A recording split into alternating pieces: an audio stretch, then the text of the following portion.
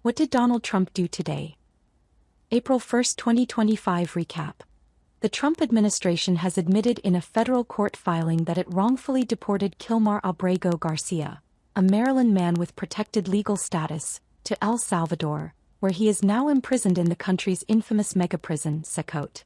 Despite acknowledging the error, government attorneys argue that U.S. courts lack the authority to compel his return, citing the president's primacy in foreign affairs. Abrego Garcia, who fled gang violence in El Salvador in 2011, had been granted withholding of removal in 2019 by an immigration judge who ruled he would likely face persecution if deported. He has no criminal record, is married to a U.S. citizen, and is the primary caregiver of his 5-year-old son, a U.S. citizen with autism and a hearing disability. Nevertheless, on March 12, ICE officers detained Abrego Garcia in Maryland, telling him his protected status had changed. Within 2 days he was on a deportation flight to El Salvador, even though internal IC forms indicated his protected status. His family identified him in Salvadoran state media photos showing him being marched into prison by masked guards. The government now claims his removal was an administrative oversight and that he had been listed as an alternate passenger on the flight. As others were removed from the list, Abrego Garcia moved up and was mistakenly included. Still, attorneys insist the deportation was carried out in good faith, despite ICE's documented awareness of his legal protections. Abrego Garcia's attorney, Simon Sandoval-Moschenberg, condemned the deportation as unprecedented and accused the administration of bypassing immigration courts to expedite removals they feared wouldn't succeed legally. He is petitioning the court to demand the government seek Abrego Garcia's return and consider withholding payments to the Salvadoran government, which is charging the U.S. $6 million annually to detain deportees. The administration has pushed back, claiming the court has no power to intervene once a deportation has occurred and defending the action under the president's broad foreign policy powers. This case underscores deep flaws in the Trump administration's immigration enforcement, revealing a willingness to override legal protections in pursuit of rapid deportations. The attempt to justify the mistake through appeals to executive authority raises serious concerns about due process and accountability. The fact that an individual with no criminal background, who complied with IC check-ins and was caring for a disabled child, was removed in direct violation of an immigration judge's ruling is alarming. That Salvadoran President Nayib Bukele taunted a U.S. judge on social media with the word, "oopsie," after Abrego Garcia's image surfaced in the prison further illustrates the diplomatic and human rights implications. This incident reveals how political ideology and administrative negligence can combine to strip people of their legal rights, tear families apart and place lives at risk, without meaningful oversight or remedy. Source: The Atlantic. Press Secretary Karoline Leavitt held a press briefing that was a performance steeped in partisanship, populism and rhetorical aggression, offering little in the way of measured policy explanation or factual clarity. She opened with a somber acknowledgement of the 4 U.S. soldiers found dead in Lithuania but quickly pivoted into campaign-style rhetoric, beginning with immigration. Leavitt described a supposed historic 94% drop in illegal border crossings and painted the Trump administration's enforcement efforts as a moral crusade. Her framing of migrants as violent invaders, and her graphic description of crimes committed by individuals associated with MS-13 served to stoke fear, with no acknowledgement of legal asylum claims, humanitarian standards, or the complex root causes of migration. This reduction of immigration policy to horror storytelling strips it of nuance and instead serves an ideological agenda rooted in dehumanization. Leavitt then turned to the economy, heralding April 2nd as Liberation Day, and touting Trump's new tariffs as the beginning of a revitalized industrial America. She insisted that foreign countries, not American consumers, would bear the burden of the tariffs, a position that flies in the face of consensus from economists across the political spectrum. When asked whether the administration was concerned about volatility in the stock market or higher costs for Americans, Leavitt offered nothing more than assurances that the policy would work because the team behind it is brilliant. This reflexive confidence, paired with her dismissal of criticism, makes clear that the administration values political optics over economic transparency or risk mitigation. Leavitt reiterated Trump's goal of dismantling the Department of Education, calling it bloated and ineffective. She offered vague reassurances that critical programs like Pell Grants and civil rights enforcement could be relocated to other departments, but she failed to provide any practical framework for how that reorganization would be implemented. The framing of school choice as the civil rights issue of our time was a rhetorical flourish unsupported by any meaningful discussion of public education challenges or equity. This portion of the briefing exemplified a broader theme: sweeping declarations with little policy substance behind them. Leavitt also demonstrated a troubling willingness to blur institutional boundaries and dismiss checks on executive power. When pressed on a deportation case that violated a court order, she questioned the judge's authority, emphasizing that immigration judges work for the Attorney General. This comment suggested that the Trump administration sees judicial rulings not as binding but as suggestions subordinate to political will. It signals a dangerous erosion of the rule of law, particularly when paired with her sweeping declarations about executive authority in deportation cases. Foreign policy discussion was limited and vague. On Israel and Gaza, Leavitt offered unwavering support for Israel without addressing the reported deaths of humanitarian workers. Regarding Russia and Ukraine, she echoed Trump's sentiment that both sides bear blame, once again flirting with moral equivalency in a conflict defined by Russia's invasion of a sovereign neighbor. She reaffirmed support for Taiwan but provided no strategic insight. Overall, the administration's foreign policy stance came off as reactive, transactional, and devoid of a coherent long-term vision. Throughout the briefing, Leavitt repeatedly deflected legitimate journalistic inquiries with scorn or diversion, often pivoting to unrelated attacks on the media, bureaucrats, or Democrats. She cited unverified claims by Elon Musk about millions of dead people on Social Security rolls. Then she segued into praise for Environmental Protection Agency cost-cutting measures, including the closure of a climate change museum she derided as propaganda. This thematic whiplash, jumping from fraud claims to museum closures, showed a willingness to exploit any narrative that fits a broad anti-government, anti-regulation ethos.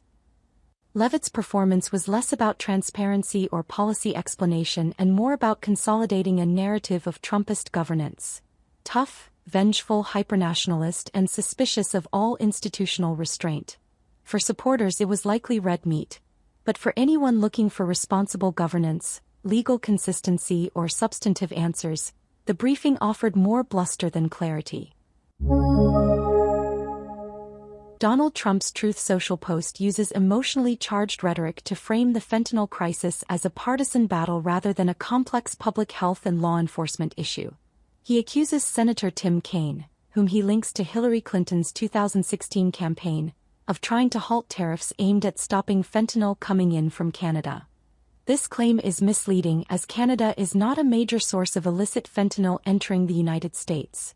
Most of it comes through Mexico, often with chemical precursors from China.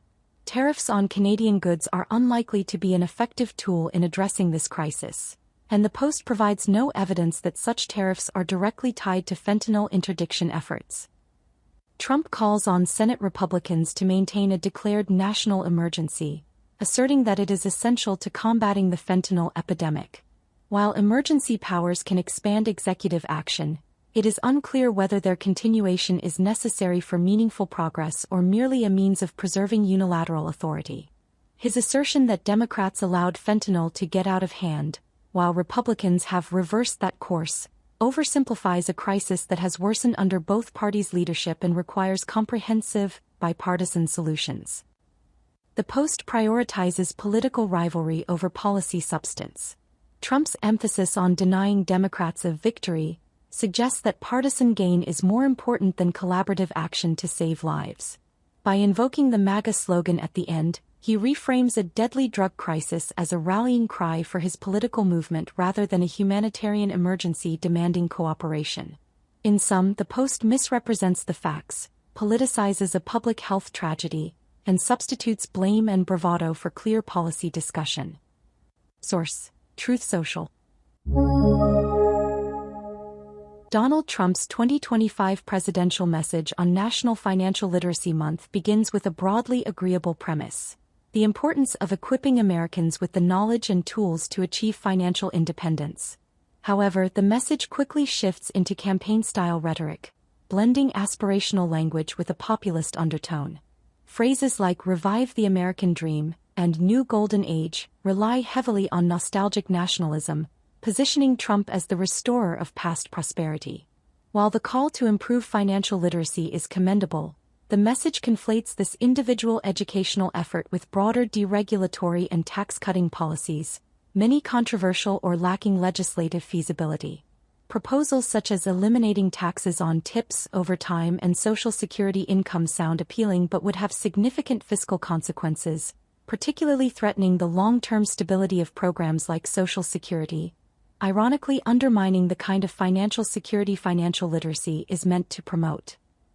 Trump also references his administration's support for digital assets and blockchain technology, though this feels loosely connected to the core theme of financial literacy. It appears more like a nod to crypto-aligned donors and tech investors than a serious initiative aimed at average Americans. Furthermore, the message reframes Trump's ongoing deregulatory agenda as a form of economic liberation for families without acknowledging the potential downsides of rolling back consumer protections, especially in sectors like credit, housing, and student loans, where financial literacy is most critical. The omission of structural economic challenges, such as income inequality or the housing affordability crisis, weakens the credibility of the message's concern for hardworking families. While mentioning the Financial Literacy and Education Commission is a genuine and bipartisan note, even that is couched in a self-promoting frame, crediting the Trump administration with its effectiveness. Ultimately, the message uses the occasion of Financial Literacy Month less to advocate for education as a civic good and more to justify a set of ideological policies, tax cuts, deregulation, and a techno-futurist economic vision that do not inherently strengthen the financial well-being of everyday Americans. The result is a politicized interpretation of financial empowerment, where the language of education is used to validate a partisan economic agenda. Donald Trump's announcement on Truth Social marks another profound shift in the relationship between elite legal institutions and partisan political power, as the major U.S. law firm Willkie Farr Gallagher LLP formally aligns itself with Donald Trump's second-term agenda.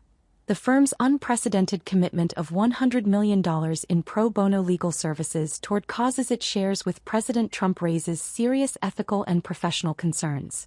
Traditionally, pro bono work is rooted in the principle of access to justice, focused on serving marginalized communities regardless of political leanings. However, Willkie reframes that tradition by explicitly tethering its legal support to a partisan platform. The language used, causes that President Trump and Willkie both support, politicizes what should be a neutral pursuit of justice, introducing the dangerous precedent that elite legal services may now be dispensed in accordance with ideological compatibility rather than the public interest. Further complicating the picture is the firm's public rejection of illegal DEI discrimination and preferences. This statement is more than a legal position. It is a cultural alignment with the Trump administration's ongoing effort to dismantle diversity, equity, and inclusion initiatives under the guise of meritocracy. The implication that DEI inherently conflicts with merit-based hiring is both simplistic and misleading, and it echoes long-standing conservative critiques that overlook systemic barriers and structural inequity. Willkie's decision to echo this rhetoric not only undercuts the firm's previous DEI commitments but also reinforces the narrative that identity-conscious hiring and outreach practices are themselves discriminatory, a claim that remains highly contested in both law and scholarship. Equally troubling is the firm's embrace of Trump's framing of the justice system as weaponized. In agreeing to end the weaponization of the justice system, Willkie lends institutional credibility to Trump's narrative that legal scrutiny of his allies is politically motivated rather than legally grounded. This normalization of so-called partisan lawfare is particularly dangerous, as it undermines public trust in the independence of the judiciary while rebranding accountability as persecution. Rather than defending the rule of law, the firm is participating in a strategic effort to rehabilitate controversial figures by cloaking them in the language of fairness and equal representation. On a broader level, this partnership signals a cultural realignment of elite legal firms under political pressure. Rather than defending legal neutrality and ethical independence, Willkie appears to be anticipating future shifts in political power, aligning itself with Trump in order to maintain relevance and client access in a highly polarized environment. While the firm's pledge to assist veterans and first responders is framed as nonpartisan, the absence of any mention of traditionally underserved or vulnerable communities, such as undocumented immigrants, LGBTQ+ individuals, or incarcerated populations, exposes the narrow scope of its newfound pro bono priorities. In reality, this commitment reflects a recalibration of legal advocacy to serve those politically favored by the Trump administration, potentially transforming legal access from a right into a reward for ideological loyalty. Willkie's announcement is not a routine legal pledge. It is a strategic and ideological partnership that challenges the foundational principles of the legal profession. By embedding partisan goals into its public commitments, the firm risks eroding its ethical standing, compromising its independence, and contributing to the broader politicization of law. What is framed as a gesture of fairness and service is, in fact, a profound concession to power. Source: Truth Social. Donald Trump's recent Truth Social post, calling on Republicans to defund and totally disassociate from NPR and PBS, whom he labels radical left monsters, is a prime example of his characteristic rhetorical style. Emotionally charged, hyperbolic, and devoid of substantive policy argument. The use of all caps and inflammatory language like monsters is clearly intended to provoke outrage and rally his base, but it undermines any serious attempt at critique. Rather than presenting specific examples or evidence of journalistic bias or misconduct, Trump makes sweeping accusations that reduce complex public institutions to caricatures. NPR and PBS, while occasionally criticized for perceived liberal leanings, are widely respected for their educational, cultural, and journalistic contributions to American civic life. Calls to defund them are not new within conservative circles, but previous criticisms have been rooted in budgetary concerns or ideological arguments, not the sort of moral denunciation seen here. By demonizing public broadcasters in such extreme terms, Trump risks alienating moderates and independents who value these institutions while further deepening political polarization over media trust. Ultimately, the post is more of a grievance-driven rallying cry than a coherent policy proposal, reflecting Trump's continued strategy of waging cultural battles rather than engaging in pragmatic governance. Source: Truth Social. Mass layoffs have begun at the CDC and FDA, initiating a broader plan to cut 10,000 jobs from the Department of Health and Human Services, HHS, under President Trump and Elon Musk's federal downsizing initiative. The HHS workforce will shrink from 82,000 to 62,000 through firings and early retirements.